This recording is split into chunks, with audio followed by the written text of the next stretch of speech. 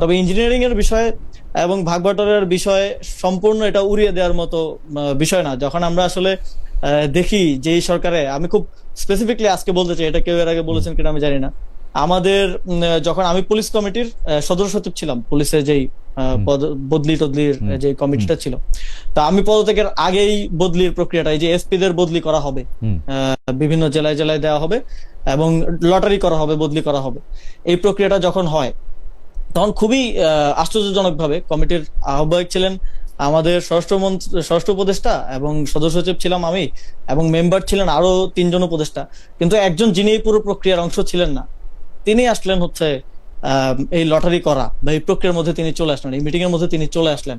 এবং আমি পরে শুনতে পেলাম যে আমাদের ইয়াদেরও মানে জনপ্রশাসনের ডিসিদের বদলি এই সংক্রান্ত একটা কমিটি আছে, সেই কমিটিতেও তিনি তার অধিকার চর্চা শুরু করলেন, যেটা তিনি ওই কমিটির অংশ ছিলেন না। কিন্তু পরবর্তীতে আমার কাছে ডটগুলো খুব স্পষ্ট হলো যখন ওনাকে আমি দেখলাম যে বিএনপি সরকারের পররাষ্ট্রমন্ত্রী হতে, এবং ওনার নিরীক্ষায় রেখে যদি এই যে ডিসিদের বদলি এবং এই এসপি দের বদলি হয়, তাহলে এই নির্বাচনে ইঞ্জিনিয়ারিং হয়েছে কি হয় নাই, এই বিষয়টা আর আলাদা করে তো বলার প্রয়োজন নাই। খলিলুর রহমান সাহেবের যে বিএনপির পররাষ্ট্রমন্ত্রী হওয়াটা, সেটা খুবই ইন্টারেস্টিং, এবং সেইটার আসলে কোনোদিন যদি আমার সুযোগ হয় বিএনপির প্রধানকে বা যিনি এখন প্রধানমন্ত্রী আছেন মাননীয় প্রধানমন্ত্রীকে এই প্রশ্ন করার, তাহলে আমি বোধহয় এই প্রশ্নটা দিয়ে শুরু করতে চাই, হোয়াই খলিলুর রহমান, এবং সেটা কিরকম হলো।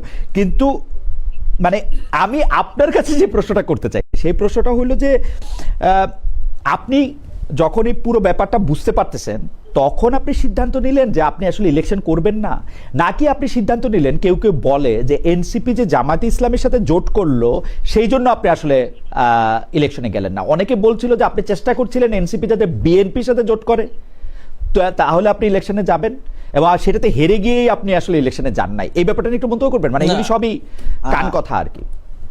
আমার চেষ্টাটা ছিল এনসিপির জন্য যেন এই যে জোটের প্রক্রিয়াটা, এনসিপি তো প্রথম দিক থেকেই বলছিল যে এনসিপি ওপেন, তারা বিএনপির সাথেও যেতে পারে, জামাতের সাথেও যেতে পারে, তো এনসিপির জন্য যেটা বেস্ট আউটকাম হবে সেটাই ছিল আমার ব্যক্তিগত অবস্থান। এবং ইদার ওয়ে আলোচনা হয়েছে, বিএনপির সাথেও এনসিপির আলোচনা হয়েছে, জামাতের সাথেও এনসিপির আলোচনা হয়েছে, এবং জামাতের সাথে আলোচনায় এনসিপির জন্য একটা বেস্ট আউটকাম এনসিপির লিডারশিপের আমাদের তখন মনে হয়েছে, তো জামাতের সাথে জোটটা হয়েছে। এবং রাজনীতিটাকে আমি একদম কাঠখোট্টা ভাবে, হয়তো আপনি আমাদের আরেকজন সহযোদ্ধার নাম নিলেন, অনেকে হয়তো একদম কাঠখোট্টা ভাবে শুধু আদর্শিক জায়গা থেকে দেখে, আমি রাজনীতিটাকে একই সাথে আদর্শিক জায়গা থেকেও দেখি, আবার প্র্যাকটিক্যাল জায়গা থেকেও দেখি।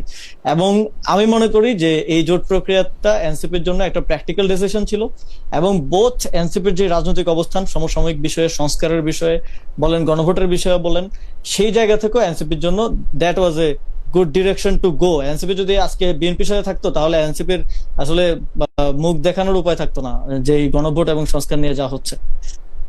এনসিপি নারী নেতৃত্বের যারা গুরুত্বপূর্ণ, তাদের অনেকে আসলে মানে সোশ্যাল মিডিয়াতে বলেছিলেন, অনেকে একদম প্রকাশ্যে বলেছেন যে তারা আসলে এনসিপির সঙ্গে আর থাকতে চান না, জামাতের সঙ্গে থাকার জন্য।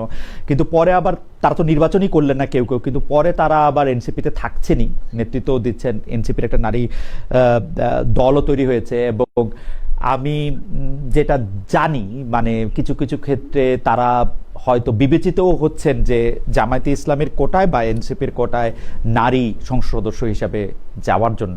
এই পুরো ব্যাপারটা আপনি পরিচালনা করছেন বা আপনি এটা মেনটেন করছেন, ব্যাপারটা কি ঠিক? উল্টা দিকও আছে, আপনি নাকি এনসিপি এবং জামায়াতের মাঝখানে একটি গলার কাটা, এবং আপনি থাকলে কোনোদিন এনসিপি আসলে খুব শান্তিমতো জামাতের সঙ্গে থাকতে পারবে না। দুইটাই যদি একটু আপনি বলেন, আসলে আপনি কোনটা? এই যে জোট হওয়ার পরে মনে হয় আমি সেই ব্যক্তি যে সবচেয়ে বেশি জোটের মিটিং এ অংশগ্রহণ করেছি, কারণ আমি নির্বাচন পরিচালনা কমিটির প্রধান ছিলাম। এবং আপনারা হয়তো দেখেছেন যে আমি যখন নির্বাচনী পদযাত্রায় গেলাম, আমরা অন্তত পক্ষে 20 জন জামাতের প্রার্থীর হাতে দাঁড়িপাল্লা তুলে দিয়েছি, তাদের জন্য ভোট চেয়ে এসেছি, তারা আমাদের জন্য ভোট চেয়েছেন, আমরা একসাথে নির্বাচনটা করেছি। কিন্তু এর মধ্যে আবার সারোয়ার তুষার কাহিনীও আছে, যে সারোয়ার তুষার আপনাদের একজন গুরুত্বপূর্ণ নেতা। আমাদের দুইটা আসনে এরকম জোটের ইকুয়েশনটা ওয়ার্ক করে নাই শেষ পর্যন্ত, কোঅর্ডিনেশনটা, সমন্বয়টা হয়ে ওঠে নাই। এবং আমাদের দলের মধ্যে যেটা বললেন যে অনেকের আমাদের যখন জোট প্রক্রিয়াটা হয় তখন এটা খুব খুব হেস্টি ওয়েতে হয়, খুব দ্রুত তার সাথে হয়। ফলে দলের বিভিন্ন ফোরামে একদম প্রপারলি আলোচনা করে দীর্ঘ সময় নিয়ে ফিডব্যাক গুলো নিয়ে সবাইকে ঐক্যমত্যে এনে জোট করার যেই সময় বা লেভারেজটা, এটা দলের নেতৃবৃন্দ সে সময় পায়নি। ফলে কমিউনিকেশন গ্যাপ তৈরি হয়েছিল। এবং এই জোটের ভবিষ্যৎ কি, এনসিপির কি স্বতন্ত্র রাজনীতিটা থাকবে কি থাকবে না, এই সব কিছু নিয়ে এক ধরনের গ্যাপ এবং এক ধরনের ভুল বোঝাবুঝি সে সময়টাতে ছিল। ফলে এই ভুল বোঝাবুঝিটা যখন আমরা সময় দিতে পারলাম, যখন আমি নির্বাচন না করে পার্টির মধ্যে সবার সাথে কথা বললাম, সবার সাথে বসলাম, এটা অনেকটাই মিনিমাইজ করা সম্ভব হয়েছে। ফলে ইভেন অনেকে যারা পদত্যাগ করেছে তারাও সেটা উইথড্র করে পার্টিতে কাজ করছেন, যারা বিরোধী মতে ছিলেন অনেকেই পার্টিতে কাজ করছেন। এবং এর মধ্যে আমরা নিজেরা বসে এই জিনিসগুলা নিজেদের মধ্যে আরো বেটার কমিউনিকেশন করার চেষ্টা করেছি। এবং আমাদের এই যে নির্বাচনী জোটের যে স্ট্র্যাটেজিক ডিসিশনটা, এটা আরো ফার্দার সবার সাথে আমরা ডিসকাস করার চেষ্টা করেছি। ফলে সবাই এখন একসাথে আমরা কাজটা করছি। এবং ইভেন যারা পদত্যাগ করেছেন বা যারা গিয়েছেন, অথবা অনেকে এখনো মনোমালিন্য আছে, মন খারাপ করে হয়তো অভিমান করে আছেন, সবার সাথে কিন্তু আমাদের কমিউনিকেশন আছে এবং সবার সাথে আমাদের কথা চলছে। এবং আমরা অনেক ক্ষেত্রে হয় কি, আমাদের বয়সের কারণেও অনেক ক্ষেত্রে রাজনৈতিক ডিসিশন নেওয়ার ক্ষেত্রে প্র্যাকটিক্যালি চিন্তা না করে ইম্পালসিভ ওয়েতে চিন্তা করতে পারি। এটা আমিও হতে পারি বা আমাদের সহযোদ্ধারা হতে পারে, কিন্তু আলটিমেটলি একটু সময় নিয়ে ভাবলেই প্র্যাকটিক্যাল ডিসিশনটা, স্ট্র্যাটেজিক ডিসিশনটা বোঝা যায়।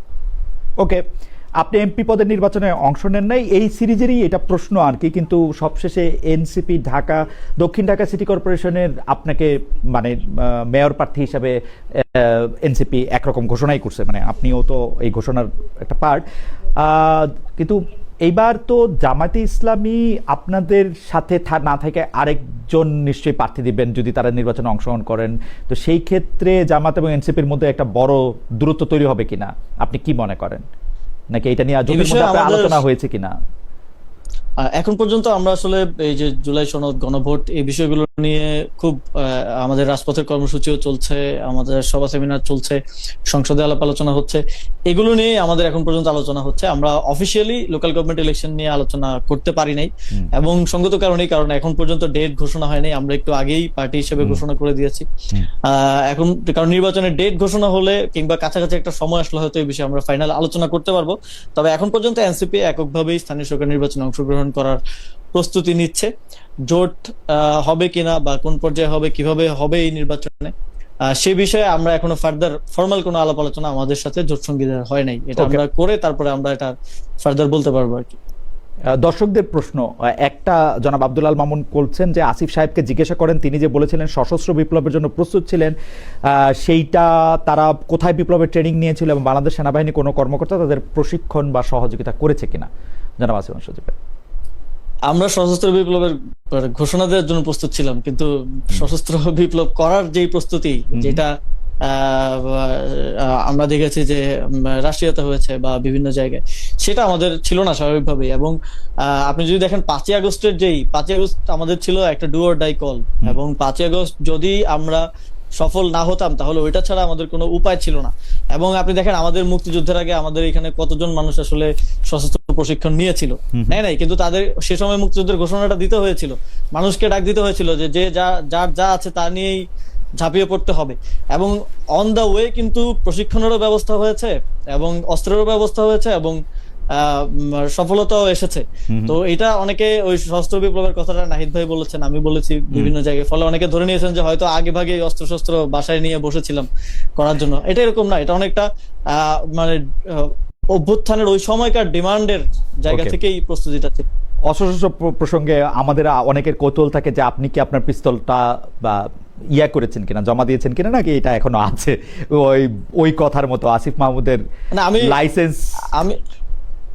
আমি উপদেষ্টা হিসেবে অস্ত্র জমা দিলেও লাইসেন্সটা রয়েছে কিনা, নাকি অস্ত্র আছে লাইসেন্সও আছে? আমি লাইসেন্সটা রাষ্ট্রের একজন নাগরিক হিসেবেই নিয়েছি, এবং সেই হিসেবে আমার নিরাপত্তার স্বার্থে লাইসেন্সও আছে, অস্ত্র আছে। এই বিষয়ে সাধারণত 3 বছরের জন্য লাইসেন্স দেওয়া হয় আর কি। ওকে।